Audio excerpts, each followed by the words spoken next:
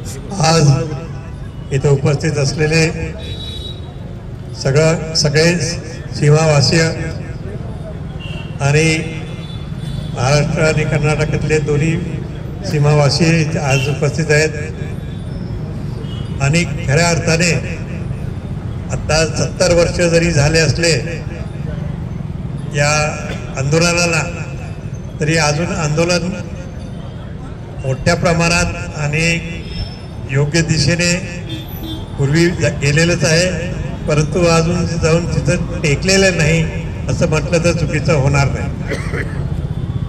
अनेक वर्ष वाट पाहून आंदोलकांनी 2004 मध्ये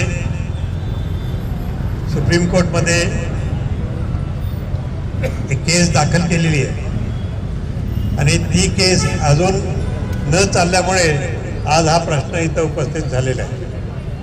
तर खऱ्या सगळ्यात पहिले म्हणजे आपल्याला एक बघितलं पाहिजे, म्हणजे आपल्याला म्हणजे महाराष्ट्र शासनाला ही बघितलं पाहिजे की ही केस चालली पाहिजे आणि त्याचा निकाल लावून घेतला पाहिजे, अर्थात आपल्या बाजूनेच लावून घेतला पाहिजे. पण त्यासाठी आपण प्रयत्न केले पाहिजे, वकिलांना पैसे दिले पाहिजे, वकिलांकडून आणि महाराष्ट्र शासनाच्या माध्यमातून ही केस जवळजवळ जोमाने चालली पाहिजे. तारखा वाढवून चालणार नाहीत. तारखा वाढून आता 21 वर्ष झालेले आहेत तरी हीच परिस्थिती आहे.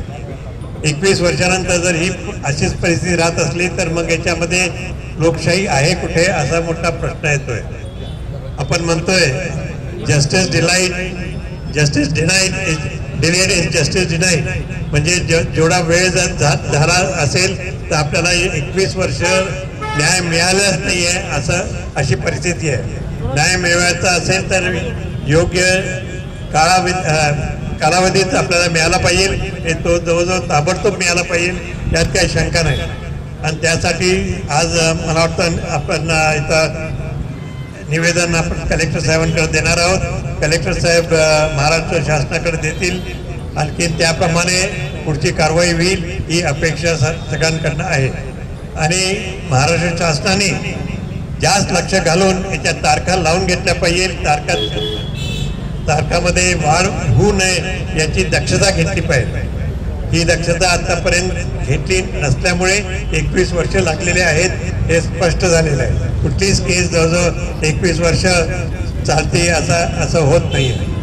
म्हणून आत्ता जे आपण जे सगळे सांगणार आहोत जिल्हाधिकाऱ्यांना ते निश्चितच मुख्यमंत्र्यांकडे पर्यंत पोहोचेल आणि मुख्यमंत्री याच्यात लक्ष घालून आपला दावा चालून घेतील, यात काही प्रश्न नाही आहे. आणि आपण अपेक्षा करूया की चालून घेतील, दुर्लक्ष करतील असं या भविष्यामध्ये ते करणार नाहीत अशी सुद्धा आपण अपेक्षा करूया.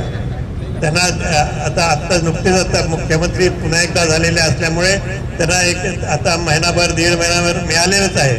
तर आता यापुढे लवकरात लवकर ते काम करतील ही अपेक्षा आपण ठेवूया. अशा तऱ्हेने आपण जो आज हे निवेदन आपण देत आहात त्या अन्याय आपल्या सगळ्यांवरच होतोय. विशेषतः जे सीमा भागातील आपली जी मंडळी आहेत त्यांच्यावर अन्याय होतोय. आणि एक याच्यामध्ये आपण असं पाहिलं पाहिजे की आपण सीमावासियांसाठी काय करतोय, महाराष्ट्र शासन सीमावासियांसाठी काय करणार आहेत. म्हणजे जरी वेळ लागला तरी आपण काय करू शकतोय इकडे सुद्धा लक्ष देण्याची गरज आहे. कारण अनेक शिक्षणाच्या संबंधित असो किंवा आणि धंदे असो नोकऱ्या असो त्याच्यामध्ये सुद्धा सवलती महाराष्ट्र शासन सीमावासियांना देतील अशी महाराष्ट्र शासन हा दावा चालवेल यापुढे जोमाने अशी अपेक्षा आपण करूया. सगळे 48 खासदार एकत्र आले आणि केंद्राकडे गेले तर काही अवघड नाहीये, पण दावा आहे तो महाराष्ट्र शासनाचा आहे. महाराष्ट्र शासनाने पुढाकार घेतला पाहिजे आणि आमच्या लेवलला दिल्लीला काय करता येईल ते बघू. 48 खासदार एकत्र आणण्यासाठी आपण काही पुढाकार केला? 48 खासदार एकत्र येणं कठीण आहे, तरी पण मी प्रयत्न करेन.